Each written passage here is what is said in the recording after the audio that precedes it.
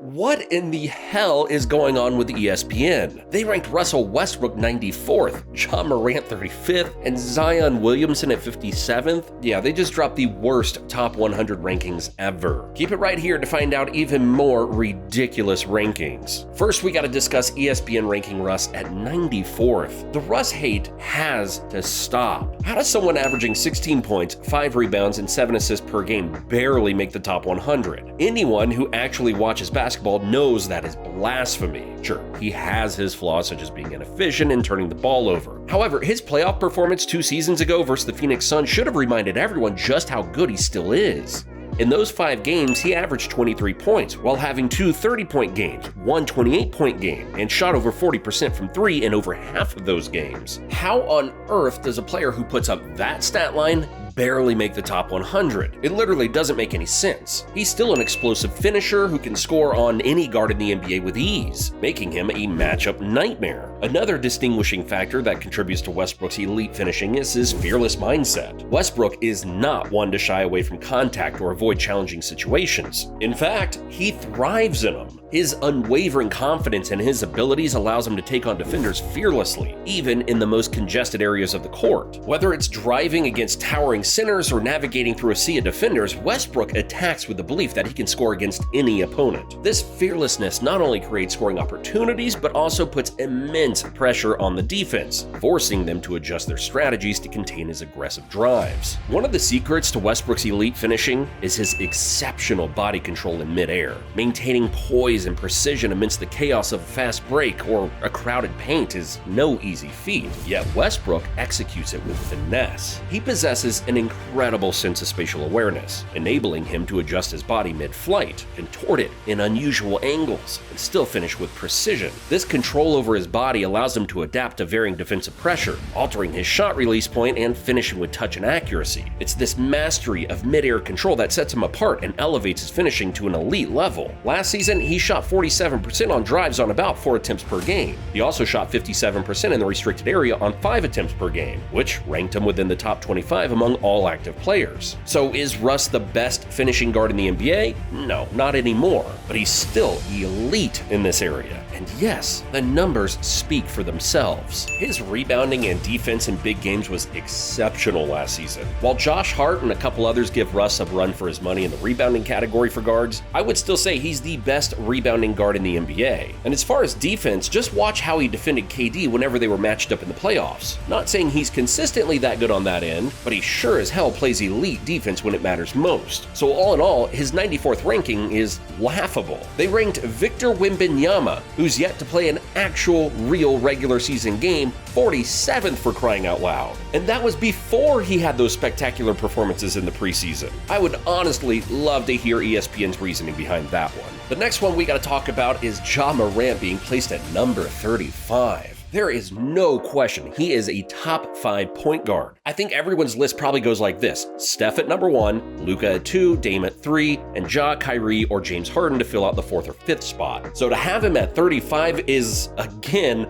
laughable. And yes, I know it's due to his off-the-court issues. But with all due respect, what does that have to do with his on-court skills? Did Ja's freakish athleticism, elite playmaking, elite shot creation just suddenly disappear, all because of a suspension? I highly doubt it. Ja's path to NBA stardom began with a breakthrough rookie season that showcased his raw talent and immense potential. Drafted as the 2nd overall pick by the Memphis Grizzlies in the 2019 NBA draft, Morant wasted no time in leaving a lasting impression on the league. From the get-go, he displayed an extraordinary ability to control the game, drive to the basket with authority, and make crucial plays under pressure. Ja Morant's skill goes way beyond scoring. He possesses an innate ability to distribute the ball, making him an elite playmaker even though many don't see him as a facilitator. Morant's court vision, passing accuracy, and basketball IQ are remarkably advanced, especially for a player at this stage in their career. He exhibits an uncanny knack for finding open teammates, executing pinpoint passes, passes and creating opportunities for easy scores. Whether it's a no-look pass, an alley-oop, or a perfectly timed bounce pass, Morant's playmaking abilities electrify the game in pretty much every way you can imagine. I'm not going to go much further into his game because we all know how dominant he is on the court when he's on the court. Plus, we have more rankings to get to. Okay, now this one is almost as bad as the Russ ranking. ESPN ranked Kyrie Irving 34th. How did you honestly look at what Kyrie can do on the floor and go, yeah, there are 33 better players than him? It's just simply not true. To give you perspective, the players they have in front of him are Mikal Bridges, Jalen Brunson, Paolo Banchero, and Drew Holiday. Look, they're all really good players, but over Kyrie freaking Irving? Come on. Let's be serious. Did ESPN not see his averages of 27 points, 5 rebounds, and 5 assists while shooting 38% from 3 and 90% from the free throw line? Those are superstar numbers. Kyrie's shooting proficiency is nothing short of remarkable. His offensive arsenal includes an array of accurate jump shots, layups, floaters, and three-pointers, making him a versatile scoring threat from all areas of the court. His shooting technique is flawless, characterized by a quick release and a high level of accuracy, even under intense defensive pressure. Whether it's a pull-up jumper, a step-back three, or a reverse layup, Irving's ability to find the bottom of the net in diverse ways keeps defenders guessing and unable to predict his next move.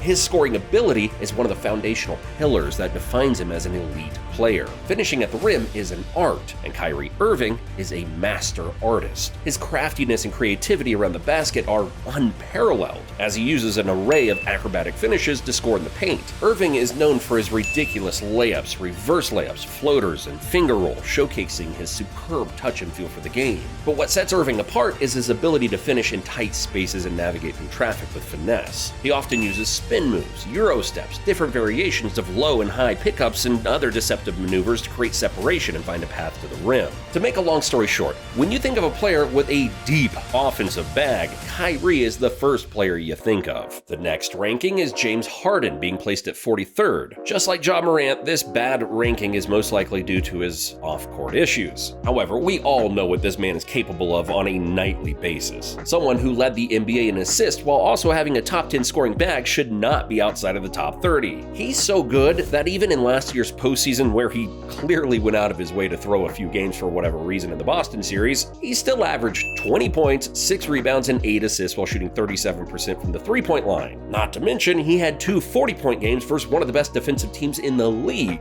Another thing that's funny about this ranking is the player that's one spot above him is Tyrese Maxey, his teammate. This is not a coincidence at all by ESPN if you ask me. It's not rocket science to know that Harden and Maxey are not in the same conversation. Two players who should be in the same conversation, though, are Chet Holmgren and Victor Wembanyama. Yet Holmgren is ranked 73rd and Wemby is ranked 47th. Both of them should not be ranked higher than Russ, that's for sure. Just had to clear that up. But neither of these two bigs have ever played a single NBA game. And yet, ESPN thinks they're going to have a greater impact than Cade Cunningham, Chris Paul, Russell Westbrook, Anthony Simons, and Kyle Kuzma. Now, we know that Chet Holmgren and Victor Wembanyama represent the future of basketball, embodying the evolving dynamics and styles of play on the court. Their unique talents combined with their towering presence make them intriguing players with incredible potential. As they continue to develop and refine their skills, they will undoubtedly influence the way basketball is played, coached, and perceived. Their success may pave the way for a new breed of players who emphasize versatility, agility, and skill in both offensive and defensive aspects of the game. We get it and understand all of that. However, I think moving forward, it's best to just leave rookies off of the top 100 rankings. You never know. Even as highly unlikely as it may seem, they could still be busts. And now the last ranking we're going to go over is Rudy Gobert, ranked 64th.